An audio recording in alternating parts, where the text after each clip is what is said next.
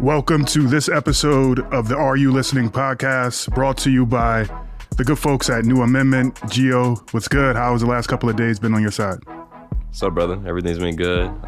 Super Bowl Sunday, so I'm really excited for that. But, I mean, everything's been solid on my end. What about you, bro?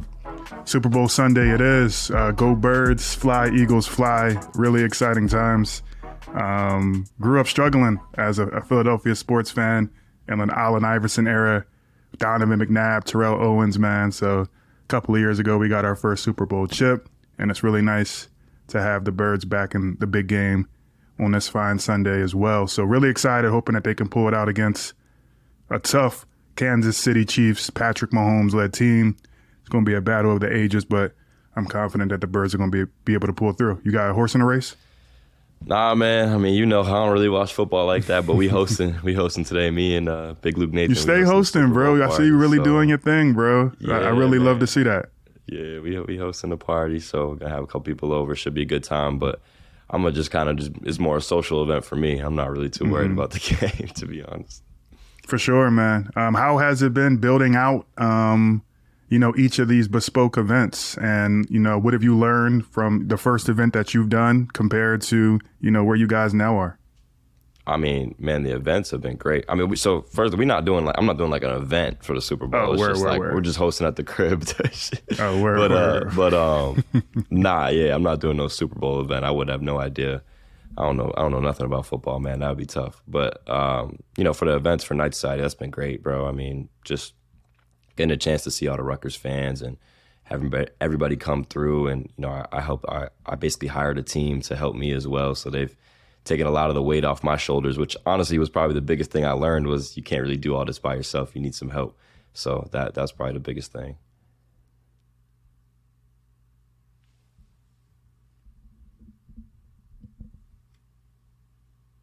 Yo, Mom, I can't hear you, bro. You can hear me? Nah. I think my mic.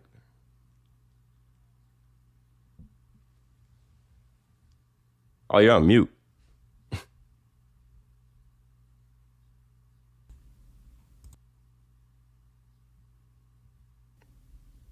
Try again.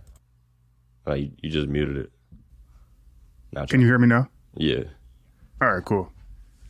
Shit, I don't know what's I was like, damn, my shit Did you hear broke. anything that I said when we opened up? Yeah.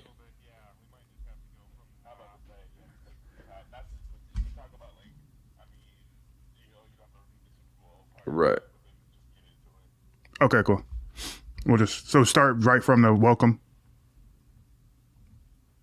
All right, cool. All right. Welcome to this week's episode of the Are You Listening podcast, brought to you by the good folks at New Amendment. Geo, what is good on your side? What's up, brother? Everything's good. Getting ready for this Super Bowl watch party, hosting it at the crib. So it's going to be a good Super Bowl Sunday, hopefully. And, overall, the weekend's, been pretty good. I went to New York yesterday for my friend's birthday, had a little birthday brunch, my first ever brunch. So that was pretty cool. I've never done that before. How's everything with you, bro? Brunch is a slippery slope. Man. It's a slippery slope, bro. You better watch it.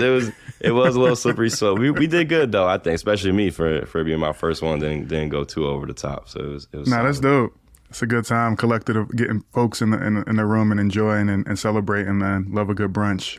But yeah, last couple of days, last week, busy working here in the city for my main job, and then traveling around with the team for a couple of road games. Went to Indiana, and then also just got back from Illinois last night. But excited for Super Bowl Sunday. Big Birds fan, hoping that they can pull out the second Super Bowl victory for Philadelphia in the last couple of years, which will be monumental. But some, ebbs and flows with the Rutgers basketball season. Obviously, February is wartime, man. And, it's easy to look ahead.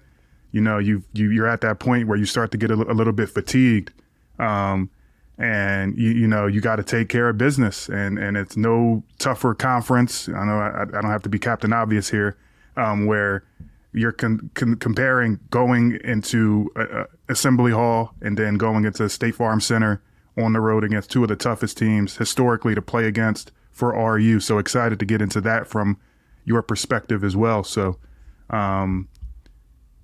Anything else top of mind? Are you related before we switch over? Nah, I mean, I know we're going to dive into the games, scout report, and then also, maybe a little bit of recruiting as well.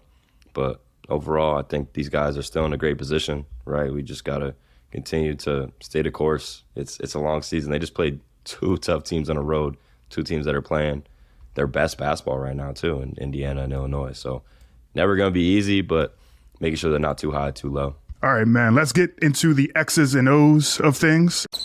Are you coming off of two really tough and exciting games this week? First against Indiana. RU traveled out to Bloomington to compete against the Hoosiers at Assembly Hall and ended up losing 66-0. Trace Jackson Davis, who was predicted to be preseason Big Ten Player of the Year. Slow start for the Hoosiers all in all, but it's a long season, and I think that they've approached it with the right type of mentality to push through and have that next game mentality. And this was a big one that they had circled on the books. Trace Jackson Davis has never beaten RU up until this point. He mentioned how in that first matchup this past December that RU punked Indiana and it came down to toughness. And he came ready to play. He showed it for sure, man. What did you see from your perspective? I mean, man, he had 20 and 18. That's showing it for sure. I think he showed his toughness. I think they did a good job collectively. They really didn't have many guys scoring. It was really Trace and Miller Kopp, and then everyone else kind of chipped in. I thought they did a good job again to the free throw line, and that's tough for RU. You can't really guard the foul line, and Rutgers' offense has been struggling a little bit as of late, right? Only scoring 60 points in the last two games, so that's always tough. But I like that RU didn't quit, right? It was a close game throughout, and they continued to show fight. And I thought guys stepped up. Oscar hit 3 threes. Different guys, tried to fill that role of Mawad Mag, who is it's a tough piece to replace. So I thought that overall the guys are doing a good job. Obviously, like I said earlier, winning on the road is super hard. Indiana right now is playing great basketball. Illinois is doing the same thing. So tough game on the road for the team, but overall happy with the fact that they're continuing to fight. For sure. I was able to sit in on prep and get the perspective of how the team was approaching this from a mentality standpoint. And, it's getting battle ready and getting ready for war on the road. And that it's tough to beat any team once. It's even tougher to beat them twice in a year. So you're going to get your best the best type of approach from this Indiana group that wants to get their lick back and come back and get a dub. They're sick and tired of losing to RU. So obviously the game started around focusing in on the paint and trying to limit Trace Jackson Davis's effectiveness on catches. And one thing I noticed as a former big, that dude is a savant in playing against the leverage of opposing big guys. And Cliff obviously had that matchup, and every time he caught the basketball, he didn't even give the defense the opportunity to come over and double. His moves were so quick and decisive, and they were trying to go on different cadences, go on that first dribble, go in situations automatically on the catch. And what he would do was just quick spin or face up and go with his moves and either draw a foul or he was converting. So it was really impressive to see him utilize that athleticism, utilize that decisive nature. And I think that he's starting to really click at the right point in the season for Indiana. And then in the first matchup at Jersey Mike's Arena, Xavier Johnson was in the scouting report. He's been out now for a few consecutive weeks. Now you have Jalen Hood-Schifino, who didn't play in that first matchup, coming into this game. And he's a different type of player to match up against. And I've seen you tweeting about him a lot, and then we'll get into Miller Kopp in a second. But what do you like from Jalen Hood-Schifino? I just like his overall approach to the game. I think he's a baller. Like I like dudes who know how to get their own, know how to get a bucket, right? Like the playmaking style type of guard. And I always thought that's what Indiana was missing for a while. And the crazy part, he really didn't play that great in the game. But even just like the and one that he had, he's going around the back, goes up and under on the hoop. Like that's that swagger, that confidence that Indiana just didn't really have before, in my opinion. And the fact he was able to make plays like that, it gets the crowd into it, it gets your team into it. And thinking about it like as a strategist, it's if you're on defense, you're always thinking about this guy as a threat, as a scorer. So it automatically takes attention away from a guy like Miller Kopp, Tamir Bates, Galloway, where now, maybe they're getting some more open shots because you're just thinking more about Hood Schifino than some of these other guys. And I think we saw that. I mean, Miller Kopp was knocking down open three after open three. And part of that is, you just have another scoring threat where, it just automatically takes attention from the defense. For sure. And they did a good job of attacking, and that showed in the overall free throw battle. Indiana shot 17 free throws. RU shot a total of 6 free throws in the game, and that's not ever going to bode well if you're not able to at least get some freebies to help you on nights where you're not clicking offensively. Yeah, man.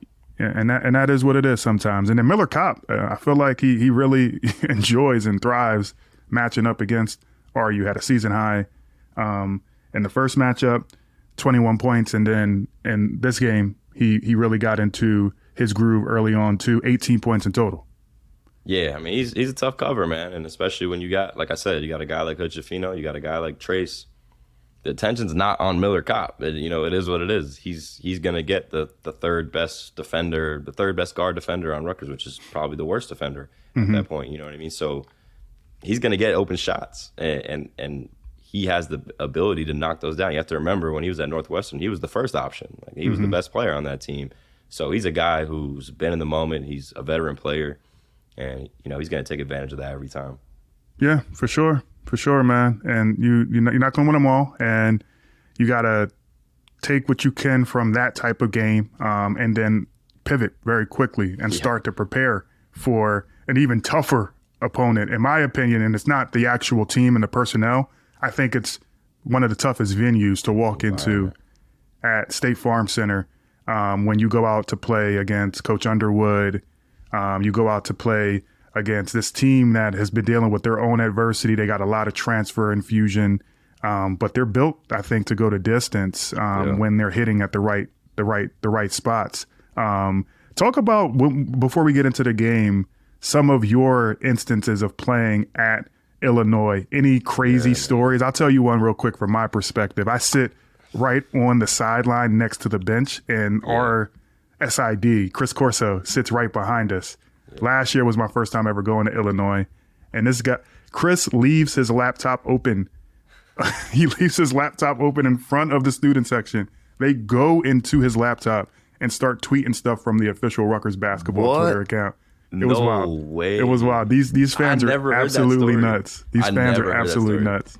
That's crazy. What were they tweeting? They weren't tweeting anything too crazy. It's just the fact that these dudes they felt they had the access and they wanted to take advantage. They go nuts. They have the paper, the newspapers up when they're announcing the opposing team, and they're talking about Paul, you suck, and all these players. I was going to ask you because I could tell just by watching from TV, like Illinois to me is one of the harder environments just because the students are right on top of you. Like there's obviously loud environments. Purdue's, obviously one that comes to mind. Assembly Hall is one that comes to mind. But Illinois is one of those places where you can hear every single thing a student is yelling at you because they're literally right next to you on the bench. And I don't think I have like a specific story, but this is the thing I remember is just listening to the students just like yelling at Pike. Like you said, yelling at Paul, like different things. Like they kind of pick out dudes that they like, oh, we're gonna pick on you today. Like that's just like their mindset. And then the whole student section is all going at one person. But you can hear them going at Paul a lot in that game for sure. Yeah, they came prepared and they were excited. It's an early tip and the arena was filled right from the jump. And Illinois has a good team, and RU came out, and it was a tale of two different halves. RU came out and built a pretty impressive lead in the first half, was able to score it. Cliff Amori really got them into the flow of the game, established himself on the block. I really liked his matchup with Dane Danger, who's a really good player. My first time seeing him live. Yeah. You got Caleb McConnell and Paul Mulcahy, who were really scoring in different ways. And Caleb, I think, was showing, his bag of tricks in the first half, and Paul was getting downhill. Stephen Bardo had the game for Big Ten Network, and I had a chance to chop it up with him at halftime. And he was like, we both agreed that Underwood was being so sound to his defensive principles and not helping from the gap, which was allowing RU essentially to drive the entirety of the way to the rack with limited shot blockers coming over from a help perspective or just help defense all in all. And then, this is a Illinois group that really likes to get up a ton of 3-point shots. And Matthew Meyer wasn't hitting in the first half. I think they averaged somewhere around 25 3-pointers a game. So when you're not able to score, you're not able to get anything going from three, Dane Danger was really the only threat that they had in that first half. It was interesting to see if they were going to stick to it in the second half, and then things flipped. What did you think about RU's effort in the first half? And then we'll get into, at least from my perspective, what I think changed at halftime. Yeah, I mean, I think you just hit the nail right on the head. I thought they were doing a great job. They were being aggressive. They always looked best when Paul is getting downhill. Like we saw it in the Michigan State game, right? We saw it in the first half of the Illinois game. And when he's getting downhill, good things just happen because either he's going to score or he has the IQ to find other guys that are going to get open shots, or maybe they make that extra pass and the ball movement just becomes more crisp. But when he's being kept out of that paint, that's when stuff really gets tough, especially in the half-court offense for Rutgers. Yeah. Defensive also was really impressive, and Caleb had 5 steals in the game, and that's obviously not, news to Rutgers fans, but it's crazy. One thing that I was thinking about was like, this season is becoming, smaller and smaller by each game, and this is, the last few opportunities that you have to see, in my opinion, what is a defensive savant. This guy gets out and he's very disruptive in passing lanes. He's a shutdown corner essentially. Yeah, we're not gonna see another guy like Caleb for a while. I don't think. I think he really has the the right to be in that National Defensive Player of the Year conversation when it's all said and done this season. Yeah, 100%. I definitely agree. And then Cliff, another big night. He has 105 career blocks, moving past J.R. Inman to become top 10 all time. But that's the good of what RU did. I think in the second half, they just stopped scoring. And it was really difficult for them to get the buckets that were dropping in that first half. And then the aggressiveness of Illinois. Dane Danger continued to be aggressive. Matthew Meyer and you had Trace Hawkins, Coleman Hawkins, who I think who really helped them to stay afloat, and his activity and his length and his height. And he just scores in so many different ways, man. He's a difficult guy, I think, to game plan on, because I know that you got to stop him early. And if you don't, his confidence just builds. I mean, the thing is, too, with Coleman, it's just Rutgers doesn't really have a guy that's like him at all. I mean, we're talking about a dude who's, a legit 6'10", who's got legit guard skills, legit guard IQ in terms of passing the basketball. He's very active. He plays hard as hell. And, you don't really have a guy who matches up well with him, right? If you put Dre on him, he's a lot taller than Dre. If you put Cliff on him, he's a lot quicker than Cliff. So it's a weird situation where he's kind of that tweener where it's kind of hard just to match up with him overall. But man, Illinois played great in that second half, and obviously the 10-minute scoring drought for Rutgers, super tough. Like, you're not going to win a game on the road with a 10-minute scoring drought. And the fact is, they still kept it close. It's not like the game got extremely out of their hands, but that drought hurts a lot. And I think a big part of it too is just like their half-court offense lately has just been very stagnant. It's slow. Guys aren't cutting full speed. And I know Pike is telling all them this too. Like, this isn't going to be news to anybody. Like, Pike is going to make sure that everybody knows this is how you used to cut and this is how you're cutting now. This is how the ball used to be moving and this is how it's sticking now. He's going to give them examples of a great game, and then he's going to show them how it looked in the Illinois game, and guys going to open their eyes and be like, damn, yeah, we got to get back to it. And that's just the reality of this. But, like I'm always going to say is, you can't be too high, too low. Like, the game is what it is. You guys, didn't play great. Cam Spencer only had 2 points on 5 shots. You're still a great shooter, but things need to start, speeding up. Guys need to start cutting a little bit faster, moving the ball a little bit more.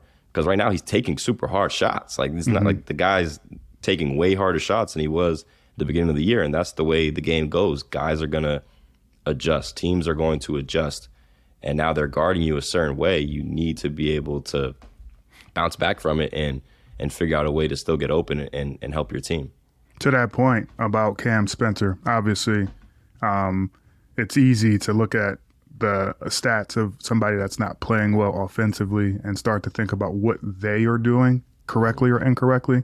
But one thing that I noticed watching the game was they were throwing a lot of length his way. That is really difficult. And Coach Pike will talk about this in his post-game interview.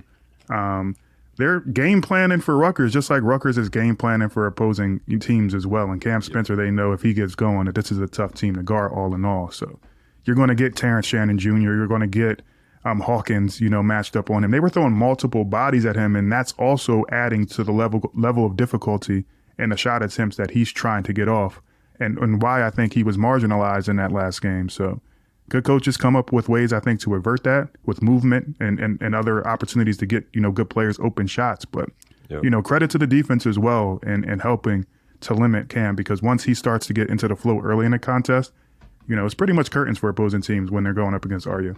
Yeah, and even for Cam, too, like another way to adjust is, you're moving full speed.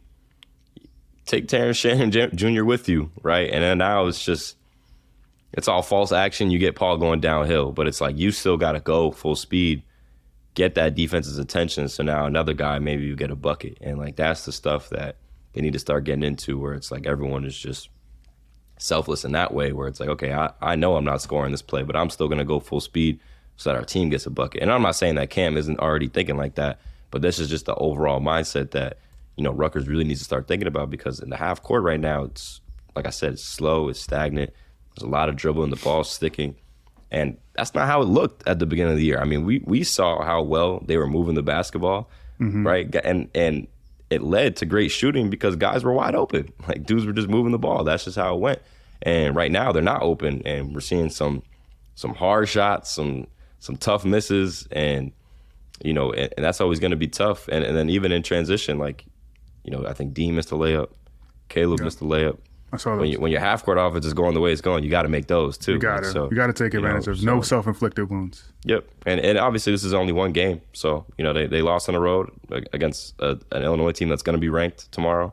That's it's not a big deal. You need to bounce back. I think they're favored in the rest of their games coming up. So you just make sure to handle business and continue to try to figure out ways to adjust without Mawat, which is. It's going to be a challenge. Like, I'm sure they're still trying to figure it out now. It's not going to happen overnight. But guys need to continue to have that mindset of, we're still a great basketball team. We're still an NCAA tournament team. What do we have to do to finish the season strong? For sure. And just to kind of highlight it, RU started the game with an 11-6 run. And just to add some stats to what you're saying, the Fighting Illini finished the game on a 19-0 run.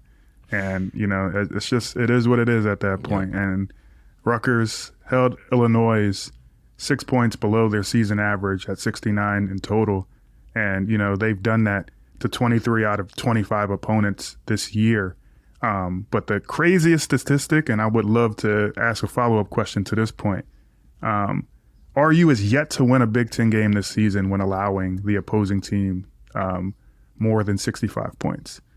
Is that a stat that you think players – I mean, I know the answer to this. That's not a stat that players essentially are thinking about throughout the course of a game. But I see a lot of people talking about this on Twitter about how RU needs to have this top of mind when they're in huddles. It's the last thing that players are thinking about when they're actually in battle.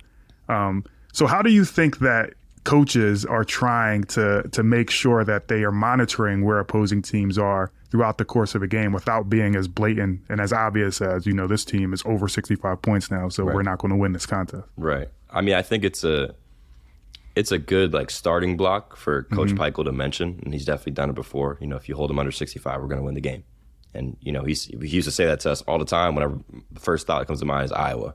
Like anytime we knew that if we held Iowa under their scoring average, like we were going to win the game because, that's just who they were. They were a great offensive team.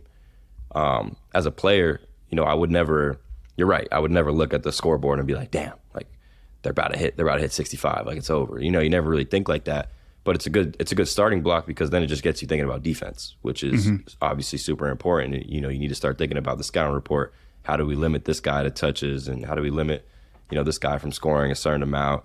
And you start to think like that because of this the stat that you just mentioned. And I think that's good for Rutgers in this case too, is because at the end of the day, their identity is a defensive team. Like that is your identity. So now you have the stats to back it up too. So it's like, oh, Cam, Caleb, Paul, whoever, Cliff, you shouldn't be upset right now that, you know, you had a bad offensive game. This is what we need you to do. We need you to play defense, right? So then it kind of starts building that mindset of, okay, yeah, I'm shooting terrible right now. What else can I do to help the team win on the defensive end? Since going back to that stat, whenever a team scores over 65 points, we lose the game. So now we know, like, okay, no, I just got to lock in on defense. I'm not thinking about the missed shot. I'm not thinking about that, you know, maybe that turnover. Obviously, I want to try to fix it, but it's not weighing heavy on my mind. Yeah, that's a lot to think about during the course of a game. And first and foremost, you're thinking about your individual matchups. You're not trying to go out there and get cooked. Right. You try and go out there and make sure that you focused in on taking advantage of opportunities, not missing and smoking layups and things of that nature. And it's just so many different defenses, so many different offenses. I think it really, you know, people brush under the rug, you know, how cerebral as a person, as an athlete, you have to be to compete at this level of high Division I college basketball. Rutgers currently number 10 in Big Ten play and number 132 nationally in offensive efficiency. So let's pause there. What do you think RU, for the duration of this year, has to focus in on to click on all cylinders and make sure that offense doesn't become a deficiency? And it is the reason that they're losing games. You know, what are some changes, some tweaks that they can focus on? And then secondly, before we conclude this point, is there anything about these last two games where you think it's really evident that this team is missing Mawot Mag? I mean, I think they win both with him. That's pretty impactful right there. You know, in terms of his defensive intensity, the way he fit into the offense, he's not a guy who's going to over dribble. He's not a guy who's going to try to go outside of his strengths. And now you replace him with, you know, Andre and Oscar, you know, two guys who aren't used to being in that position of starting or playing more minutes in Oscar's case. Two guys that are probably trying to get their feel in a different position, right? Dre's now in the starting lineup. It's okay. When Dre was coming off the bench, it's like, Dre, you know, you're the scorer coming off the bench. Whereas now in the starting lineup, it's a little bit different dynamic. Oscar, same thing, not used to playing in that position, so it's a little bit different dynamic. So I think overall, you just see it. It's not like, oh, this rebound here or that play there, but the team changes, and that's just the reality of it. And it's not gonna be fixed overnight. Like, these guys are gonna have to figure out these new roles, and it takes time to do that. It's not crazy. Gonna happen in 2 games. Just to put that point right there, that now this team has had great success. If this season ended on, you know, February 11th or February 10th, I think that everybody would conclude that RU has done phenomenal things despite some losses. Right. But the fact of the matter is that there's still a lot of basketball yet to be played. Yet this is a team that's going to have to reinvent itself. Offensively. You have to. Defensively. You have to. You got to have, I think, Andre Hyatt step into a situation where, you know, you got Caleb shifting probably to the top of a lot of these defensive pressure sets. And trying to harass and guard players where Mawot Mag was playing or whoever it is. You know, you have players that haven't played at all and Oscar Palmquist now being infused into the rotation and being expected to score. Jalen Miller now being expected to come in and add some defensive relief as well. You don't want to mess up that juju of Andre Hyde. He's been very prolific coming off of the bench, scoring at a high rate, and now he's going to have to play additional minutes. He's going to have to rebound better and more. He's going to have more expectations from that regard, and also more expectations from a defensive standpoint. So it ask for individual guys who've already been settled into what they need to do to help this team win to go above and beyond, which is crazy. Yeah, no, it's a lot when you break it all down. You know, it really is. And, you know, from an offensive standpoint, you know, I hit on it earlier, but moving the ball more, taking one less dribble, you know, getting out in transition. Like, your defense, your best offense to start. And then if you have nothing, what are you doing in that half court? Are guys setting good screens? Like, there's a couple of times where dudes are coming off down screens and nobody's getting hit. Like, someone's got to be physical and be like, I'm going to set a good screen right now to get my teammate open, because then it helps you get open after that. That's what creates the mismatches. That's what creates the miscommunication.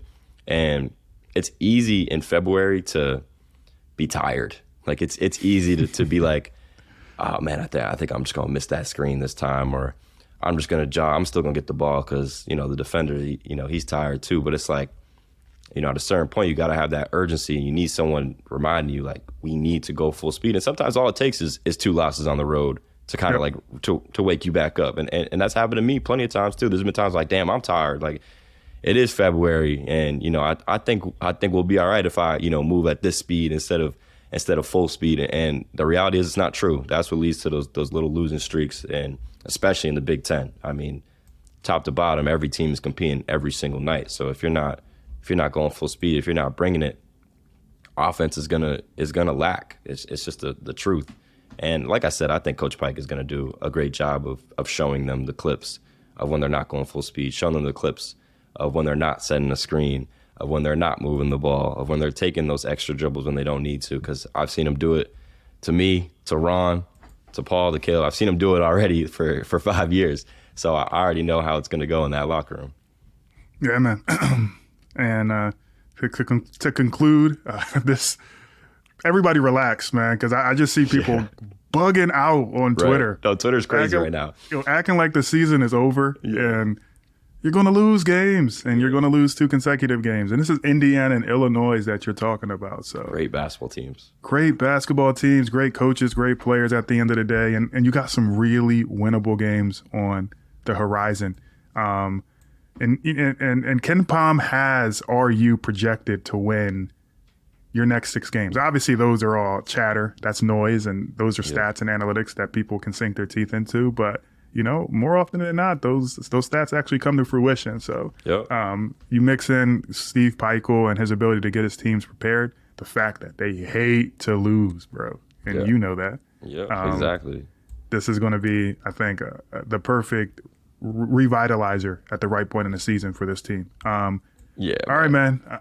Anything else that you had on that? Nah, I was just gonna agree with you. Everybody needs to, just take a little bit, relax a little bit, man. Rutgers is still in a great position, still firmly in the NCAA tournament right now. There's, for sure. These guys are gonna be fine, and we don't need all the Twitter chatter. We're talking about, this always like they've been doing this all year. Like, no, they did it this past game, and that's it. And Rutgers is where they're at in the Big Ten because they've been playing great basketball all year, and these guys are fine. They're gonna figure it out. Yeah, relax. We will be all right. All right, switch it over to, I'd say, the scouting report segment here. We're going to look ahead now. After a couple of losses, winnable games on the horizon. You got Nebraska, Tuesday night, 8 p.m. tip, Jersey Mike's Arena, home cooking. And then Nebraska, for people who haven't had the chance to follow them, they're 12-14 on the year, 5-10 in conference play. Last 2 games coming off of a loss at Michigan, and then a win on yesterday versus Wisconsin, 73-63 overtime thriller. And I don't know, man, I didn't get a chance to watch this game, but I'm hearing a lot of talk about the Nebraska Steph Curry and a kid that's been going ballistic all year, shooting right as soon as he crosses half court, man. You had a chance to check in on Nebraska at all? I didn't see that game, but obviously I played against my guy Tominaga last year. He's a competitor, man. He talks some trash too. Like, he doesn't care. Does he really? He's gonna let you know, and I think he's given them like a little bit more fight, a little bit more swagger, where like they didn't really have that before. And between him, Walker, I know they got Wiltshire over there too. Like, they got some guys who have returned back, and I think that was their biggest problem before, was they just continuously would get a transfer, and the next year he was gone too. And then they would just repeat it. They get a transfer, and the next year he was gone too.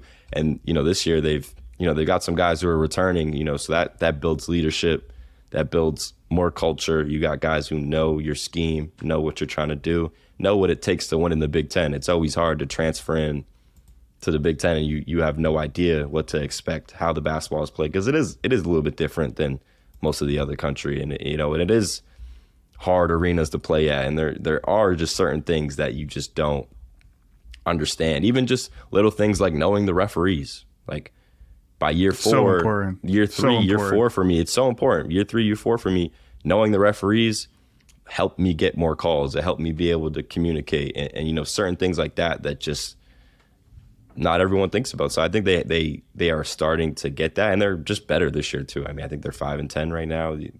They're not the like 1-16 Nebraska basketball that they used to be, you know. So And in this conference, 5-10 is a good place to be. It's not awful. It's not awful. How much parity is in that middle section, and how Man. like each game counts leading up until Big Ten conference tournament play. Yeah, man, it's not awful, and they're going to compete, like, and they want to win. And the reality is that, you know, are they going to make the NCAA tournament? No, they're not. But that's dangerous too, because now it's like, shit, let's go ruin Rutgers season. Like that's the mindset. Seriously, like, yeah, we're not going to go to the tournament, but they're trying to. Like, let's go ruin their season. Like, and that's just the mindset, and it makes you play more free. And you're going to see Tominaga. He's going to play real free for sure against them. Yeah, I love Derek Walker's game too. You talk about a guard. You talk about Tominaga, who has unlimited range and unlimited confidence, which is a really dangerous, combination of a guy who has the ultimate green light now, and he's becoming known for that. So that only plays into it even more. I would love to see a guy like that make it to the tournament, because I feel like those guys become legendary when they have that, spotlight. People don't really see them throughout the year as much, or they don't tune into them as much throughout the year, and then they become household names with, their confidence and their array of shooting ability. But Nebraska is 1-7 on the road in the Big Ten, and that is what it is. But, Derek Walker, Tominaga, good, inside out type of combination. I like the professional way that Walker approaches the game. He's very efficient in his post moves. He finishes everything around the basket, high clip. And, he has that worksman mentality on and off the court. I love that story about him starting his own trucking business, with his NIL, money. I gotta look into that. Yeah, man. They were talking about that during a recent broadcast where he's already purchased, a tractor trailer, or, he's taken, all the money that he's been able to make throughout his career at Nebraska. And he's starting to really focus on, what that next step after basketball will look like. So would love to see that story progress too. That's dope, man. I didn't know that.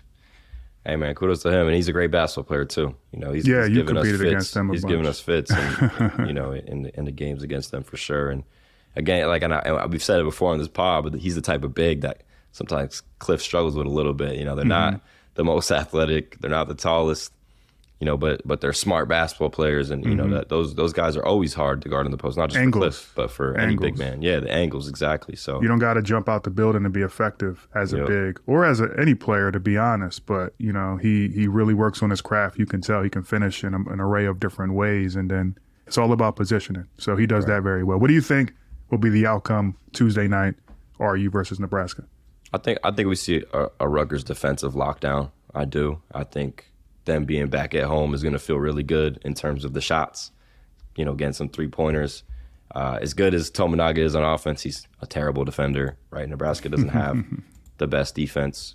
And, I think we're going to see a lot more ball movement, a lot more crisp player movement. It's going to be a bounce-back game, and they need that right now too. So that's what I'm expecting. I think Coach Pike is on these guys heavy, and these guys are great. I mean, Paul's great, Caleb's great. They've been through this before. They're going to be in the locker room. They're going to be in practice, making sure that, everything is going the way Coach Pikes is envisioning it, and the way Coach Pikes is saying it, and they're going to echo that. And I'm predicting a win for sure for Rutgers. Yeah, I agree. I think that Rutgers is the better team. I think Rutgers has a better roster, and I think Rutgers is now the agitated team in this whole dynamic, which adds a little bit more fuel to the fire. Yeah, where. You want to get right back into being at the top of this conference and that conversation and having this be a historic year, all in all. And you're hearing the noise and the chatter from a fan base that goes up and down. So control your own destiny, win the games that you're projected to, and come out on top.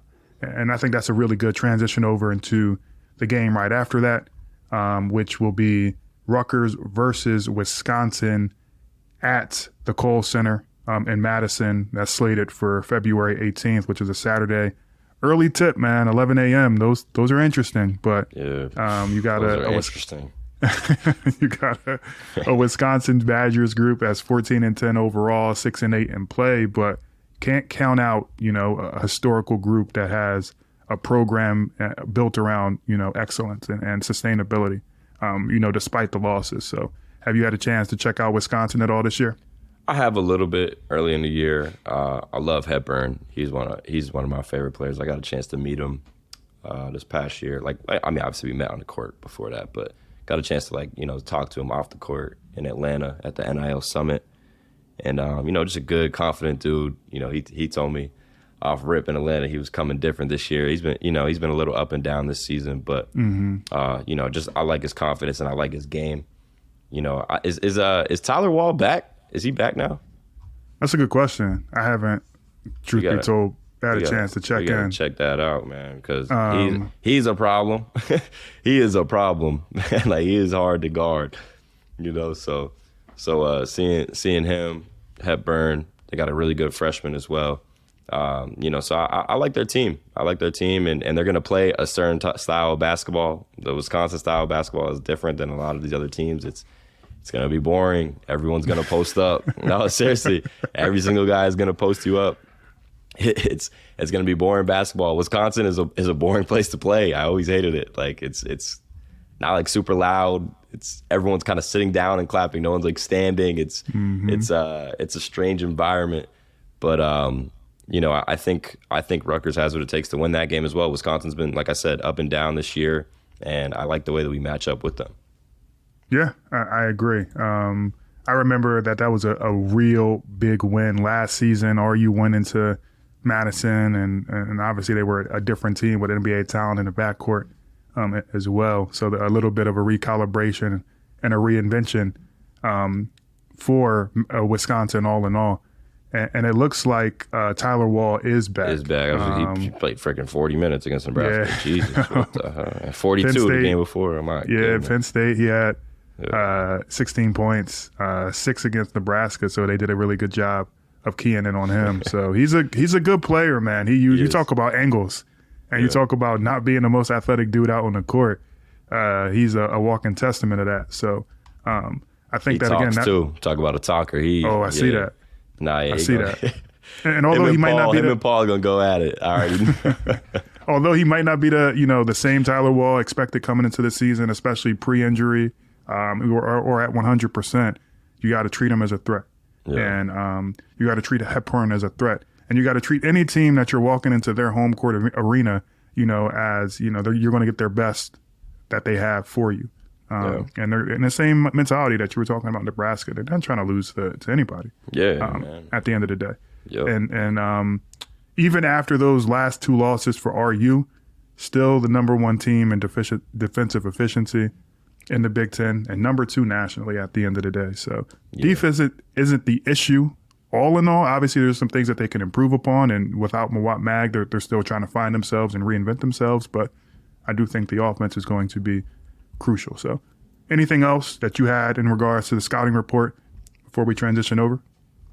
No, I mean, I'm excited to watch these games. I'm excited to see how they bounce back. That's always the toughest part. Like, that was always the hardest part for me playing in the Big Ten. Was like, damn, we had 4-game losing streaks, 5-game losing streaks. And it's like trying to figure out that way to get back in that mentality. Sometimes it's hard. It weighs on you. Like, you start to feel like a loser, and that's just the sad reality. So seeing these guys, trying to find a way to bounce back, and the cool part too is that I'm friends with all of them too. So I get a chance to talk to some of them. I get a chance to talk to Caleb. Got a chance to talk to Mawat after the injury, like different stuff like that. I'm excited just to see how they bounce back and how they take these losses and just turn them into lessons and get to the next game. Yeah. Love that. That is a skill and a trait for life, bro. Sure. Is taking, and learning. You don't ever lose. You just learn, bro. At the end of the day, you don't ever lose. You just learn. If I didn't just say that, my bad. Long week thus far. Anyway, moving ahead to our Word on Campus segment, and this is going to be a real interesting and interactive one. And we're going to start to really bake into what the reality of what RU fans can expect for the most exciting event in all of sports, in my opinion, which is the NCAA basketball tournament. Rutgers currently slated as a 6th seed, which would have them competing, according to the great Mike DeCourcy, in the South bracket, slated against the College of Charleston in a 6-11 game. And everything is up in the air. Obviously, you've competed in the NCAA tournament. What do you think about that? Obviously, looking ahead to some of the games on the slate for RU, to be able to either improve these odds or, put them in a worse position. But you think that that's appropriate right now, considering how RU is played? Yeah, I mean, I think it's definitely appropriate if you're looking at how they've played up to this point. And you don't want to be a 5 seed. 5-12. 5-12 never. I feel like there's been too many times where that 12 seed somehow beats the 5. So look, I'm happy with a 6 right now. That's good with me. I remember thinking about this too as a player. I'm like, damn, I don't ever want to be a 5 seed, like the way these 12 seeds be playing. But yeah, I mean, I'm excited for them moving forward.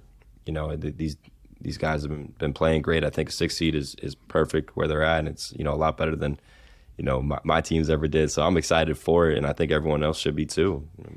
There's not really much else I could say about that for real. Last 4 in, as it stands today: North Carolina, which is nuts, crazy; New Mexico, Kentucky, Boise State. Got a couple of blue bloods there. So fan bases talk about ups and downs, ebbs and flows. It's not just RU; it's everybody that deals with wins and losses. You seen Kentucky play at all?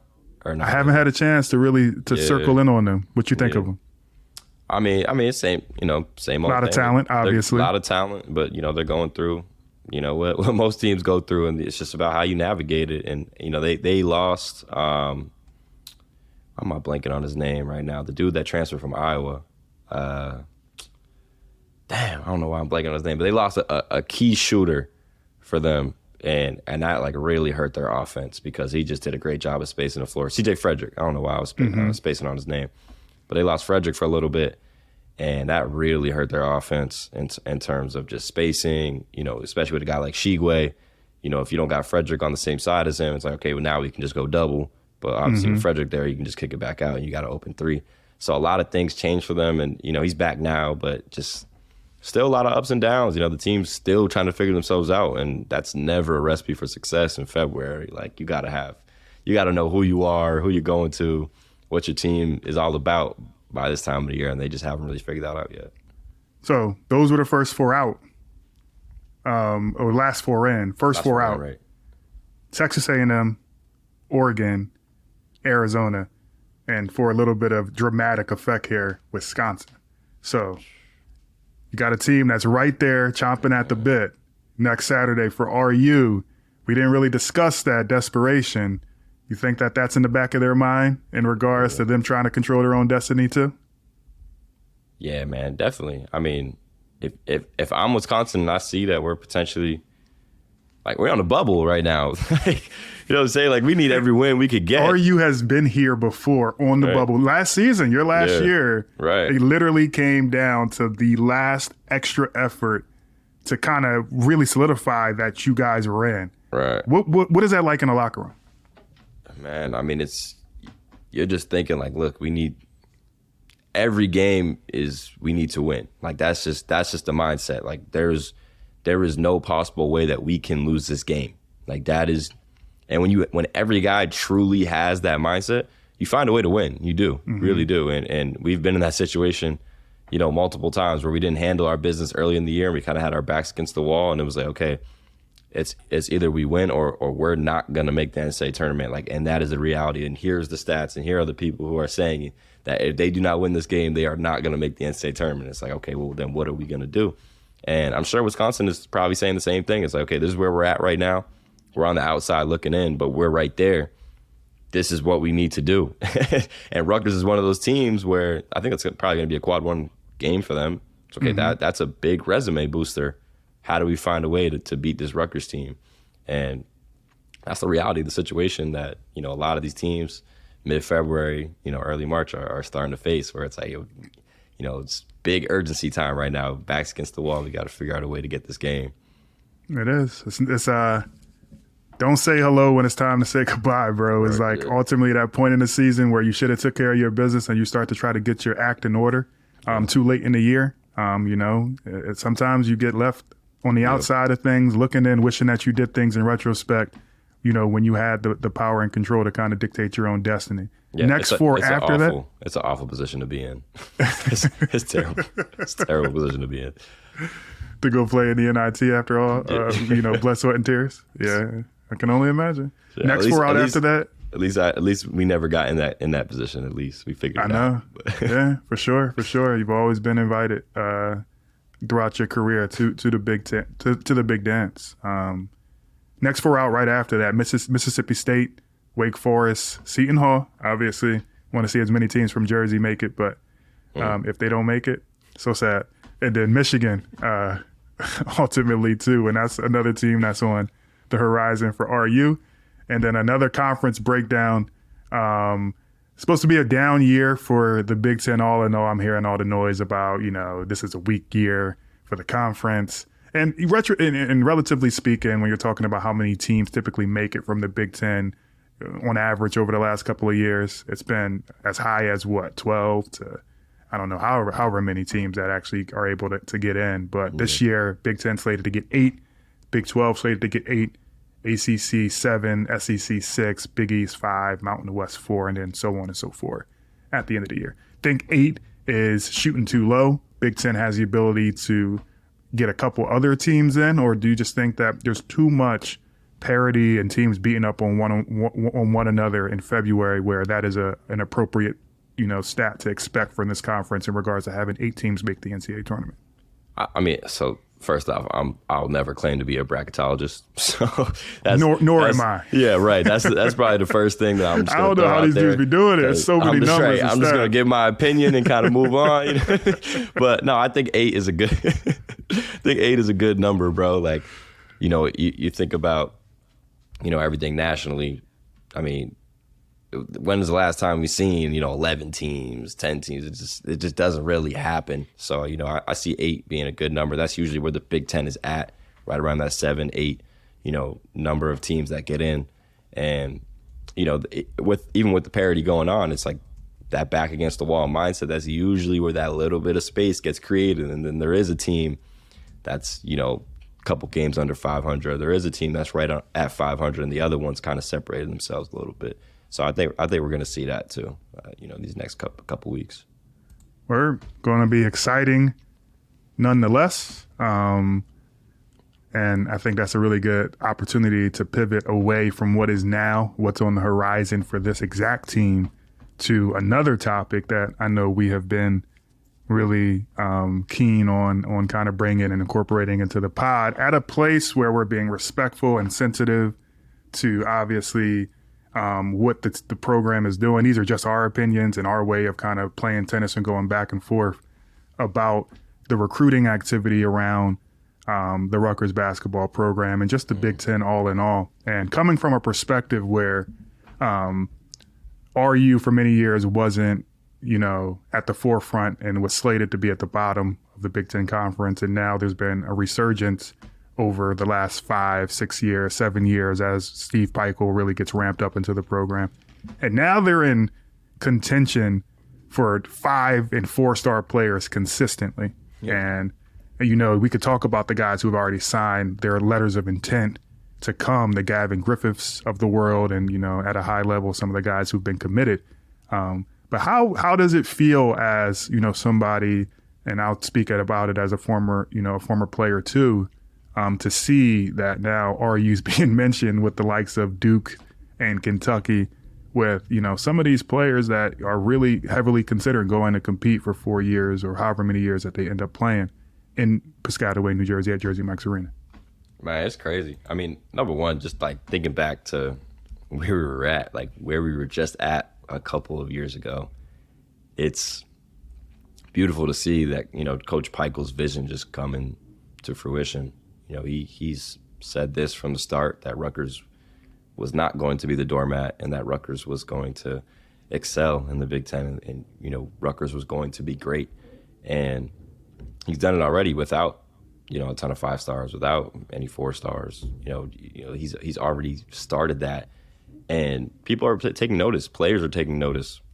Guys in New Jersey are taking notice, and it's beautiful to see. I think he's done a great job of just getting a good coaching staff around him who, is not only great coaches, but great recruiters as well, and great people. They have the coaching staff, B. Knight, TJ, Elite. Coach Hobbs, like these are Elite. personable guys, man, who have done it too. Like, it's not like you're just hearing from some random guy who's like, yeah, I'm a college coach. It's like, no, look up my stats too. Like, B. Knight could hoop. Like, Coach Hobbs could hoop, and he's done it he's coached at every level. Big East Player of the Year could conversation. Yeah, All-American conversation. Yeah, Carl Hobbs has won national chips. TJ went from worst to first at G-Dub. It's crazy. These dudes are hoop savants. As a player, especially as a guard, I'm talking to these dudes, and like, you talk to coaches, you're gonna look them up, you're gonna Google them a little bit, and it's like, damn, I'm talking to this dude, like he could go. Like, it's like, all right, you think I'm good too, like, and you're telling me this stuff. So it feels good hearing from a guy like that, like a TJ, like a B. Knight, like a Coach Hobbs, Coach Peichel as well. Obviously, he played too, and hearing from these dudes, and especially as a guard, and knowing that what they did, and then you're seeing the results now too. So it's not just words, but shit, look what we're doing already at Rutgers, and we don't even have the quote unquote talent that you have, right? You're going to be able to bring something even new to the table. Imagine what we could do when you get here.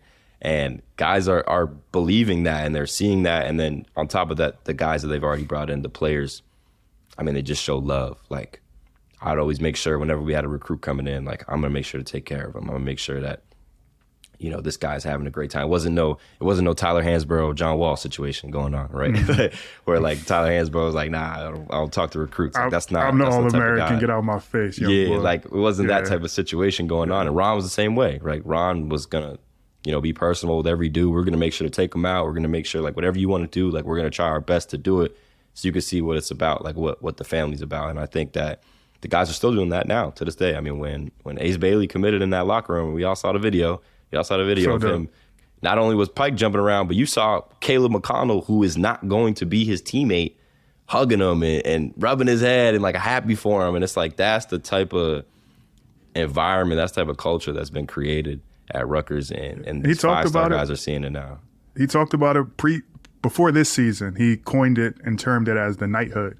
Yeah. And drawing that bridge between previous generations of Rutgers basketball, guys who didn't even play for Steve Peichel. And before he was solidified as coach, and obviously he's the coach that's going to be here for however long he wants to be, there's been a tremendous amount of attrition. I played for 2 different coaches. I know guys that, you come to RU, you commit for one coach, and then you got to complete your career under a brand new regime and envision that you didn't even essentially deal with during the recruiting process. And that was the norm. And he's reaching back out to those guys. And we had some of those individuals on this pod, and Quincy Doobie, who played for Gary Walters, Hamadeh, who played with me at under Freddie Hill, and then I played for Mike Rice in that whole debacle.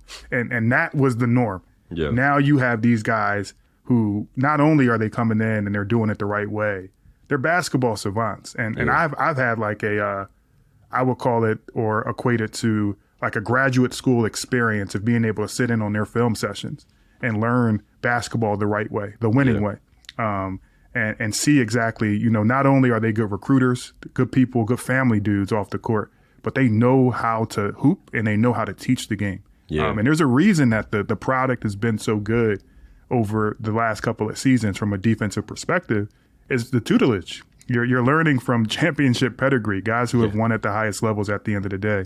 And I think recruits are definitely starting to take notice of that. Yeah, man. I mean, it's great to see. I think it's only going to continue to go up too. Like, it's the overall feel of the program, and where these guys are going, the way they've been playing. I'm excited for it. Like, the future is bright right now for Rutgers basketball, and it's a beautiful thing to see. Agreed, man. I think we went through a lot of really good stuff here. Big week. I think we can agree on that for RU. Yep.